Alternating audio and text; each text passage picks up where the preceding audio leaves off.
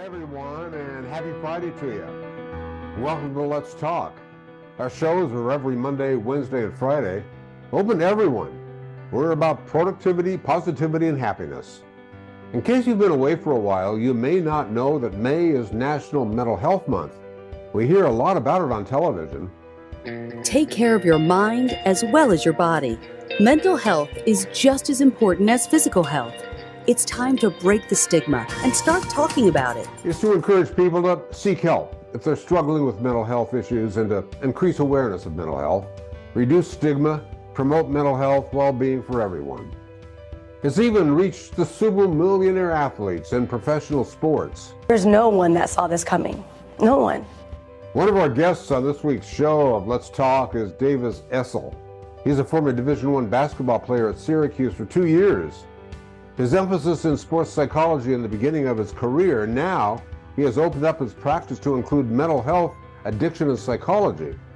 Yeah, and you know, it's so close to me. In 1990, I had a failed suicide attempt. And in that failed suicide attempt, even as a counselor, you know, I wasn't aware of all of the challenges that I had covered up with alcohol.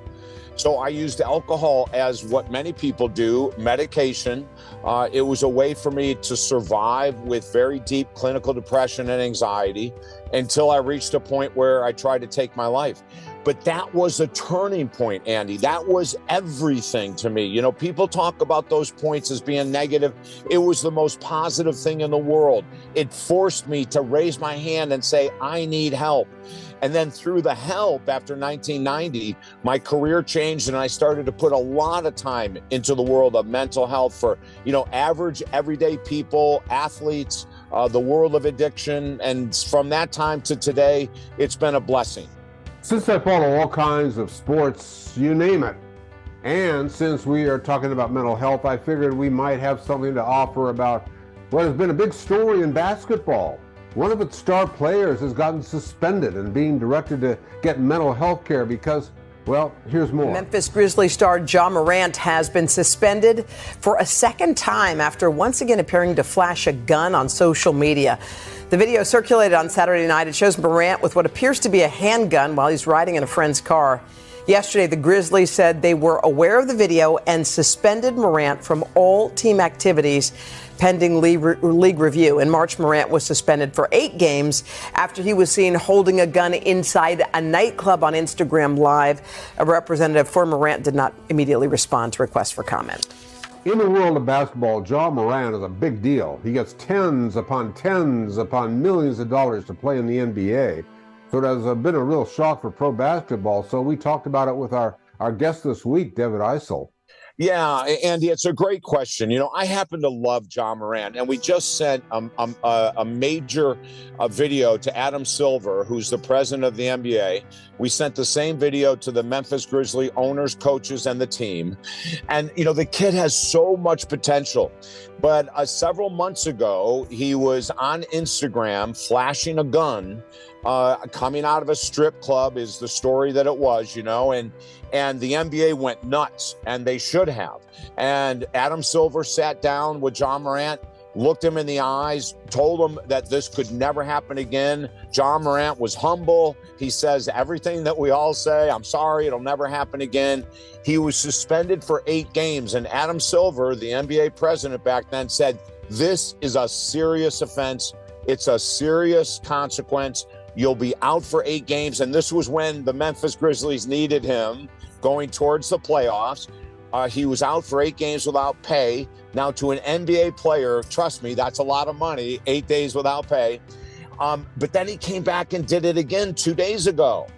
And another Instagram video of him putting a gun next to his head, for God's sake, Andy. So, you know, now, and what we said to Adam Silver, the NBA and the Memphis Grizzlies, is that he's a young kid. We've got to find the origin. You know, why would someone in his situation almost potentially destroy his career. And it reminds me of another athlete that you might remember, Johnny Manziel, a very famous quarterback, number of years ago. I think he was a #1 pick. He was supposed to turn the franchise around. He ended up partying. He had no emotional control. They actually got him a coach, Andy. They were talking about, Manziel. They got him a coach to travel with him, a mentor. It still didn't work. But what I said to the NBA today is that someone needs to work with John Morant more than a couple months.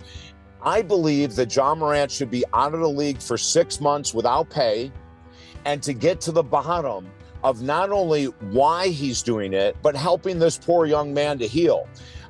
There's a lot of people in his position that will gain great followers by doing things like this, by having a gun in his hand or a wad of money, or, this is a culture that people respect individuals that do this, and it's the worst respect in the world. One of the things that concerns me greatly is that he has millions upon millions of 12-year-olds, 16-year-olds, 20-year-olds who are in love with him, that want to emulate him. He's a superstar. And he's got to come around with a heck of a lot more. I'm sorry it won't happen again. He needs professional help, and he might need, Andy, someone to travel with him for at least a complete season every day in order to teach him what he hasn't learned up to this day. Now, I know you can't get into his head right now, but what would drive somebody to be wanting to flash guns? I mean, is that a lack of self-confidence or security? Is there something going on like that? It's a great question that I can only guess about, because as a counselor, I haven't worked with John Morant. But usually when people do that, they're doing it for status. They're doing it for attention. They're doing it to show their followers they're tough guys. I'm an NBA player, but I'm also a thug. My words, no one else's, has used that word thug. But that's the image, Andy, that comes to my mind. Yeah, I can be a star, but I'm also a tough guy. And depending on the neighborhood that you're raised in, that's the law of the land, right? And there's a lot of, unfortunately, young black men that are highly influenced by rap songs that talk about violence, sex and everything else. And, these kids, and John Morant is a kid. Now, with something that the audience needs to know, the human brain does not physically mature in men until at least 24 to 25 years of age. But with most men, it's closer to 30 to 35. John Morant is like 19, 20 years of age. He's not working with a fully matured brain, and his actions show it. And that's why he needs that intense mentorship, guidance, someone that's going to shadow him, so that when he has that chance to make these kind of decisions, there's someone that he can turn to that hopefully can get in his ear and stay there. Well, that goes into my next question in a way, because I'm a lot older than John Morant, but I was wondering, do mental health problems vary with age? We touched upon his situation, but as you get older. Oh, it does. And you mentioned something really important, low self-confidence. Like, you wouldn't think someone like John Morant would have low self-confidence, but listen, and I'll just share an example of myself. I can speak in front of 5,000 people, which people would think you must have a lot of confidence to do that. And when I was speaking in front of 5,000 people, I was a raging alcoholic, Andy. So, I had no confidence, because someone who has a lot of confidence wouldn't need to drink as much as I drank, and be able to perform.